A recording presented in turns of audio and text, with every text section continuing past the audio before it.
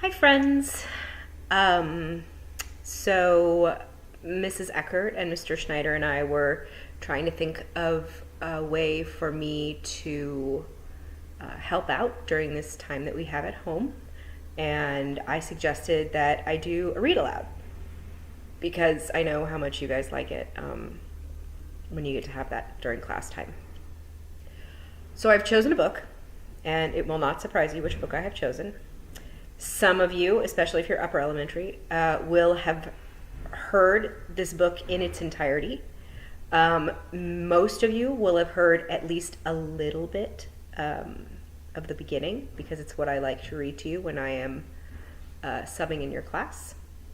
I really like this book. It's my favorite writer. It's funny. It's kind of scary. It's interesting. It's action-packed. And yeah, it's one that I know you guys like. So, here it is. The Wee Free Men by Terry Pratchett. So I'll just be doing like little episodes of these, and you can watch them as fast or as slow as you want. And if we're loving this and we finish this, it's a series, and I have the whole series. So we can read as much of it as we want.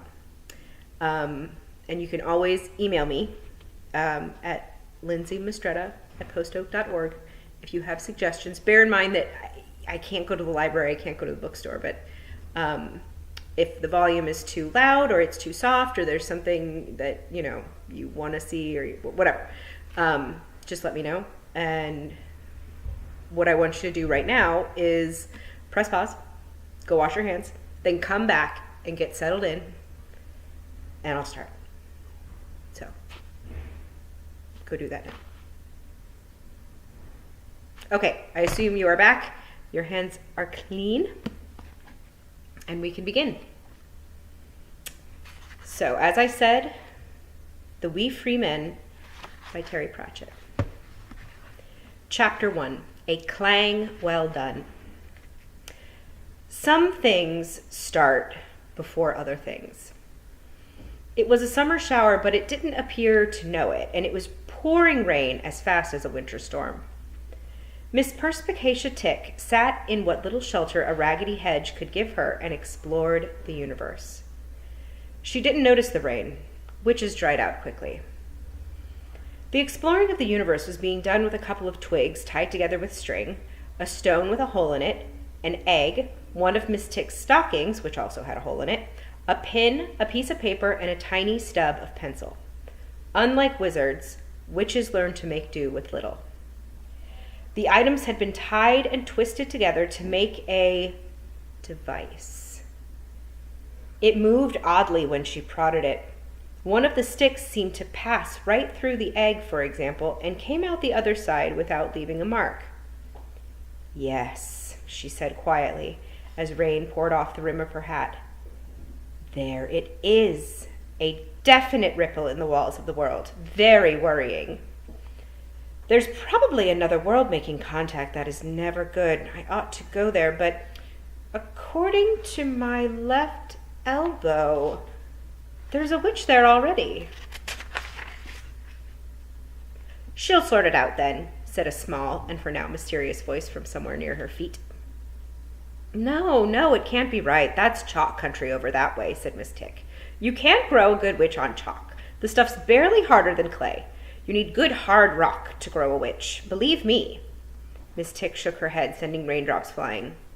"But my elbows are generally very reliable."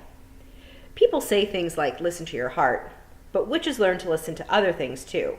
It's amazing what your kidneys can tell you." "Why talk about it? Let's go and see," said the voice. "We're not doing very well around here at the moment, are we?" That was true. The lowlands weren't good to witches. Miss Tick was making pennies by doing bits of medicine and misfortune telling. Ordinary fortune tellers will tell you what you want to happen.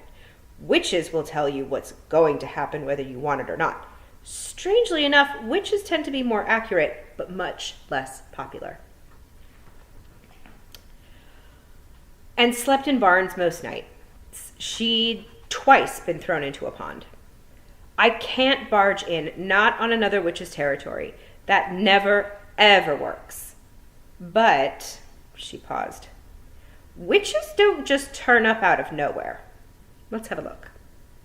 She pulled a cracked saucer out of her pocket and tipped it into the rainwater that had collected on her hat.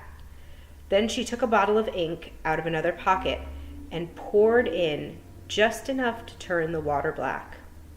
She cupped it in her hand to keep the raindrops out and listened with her eyes.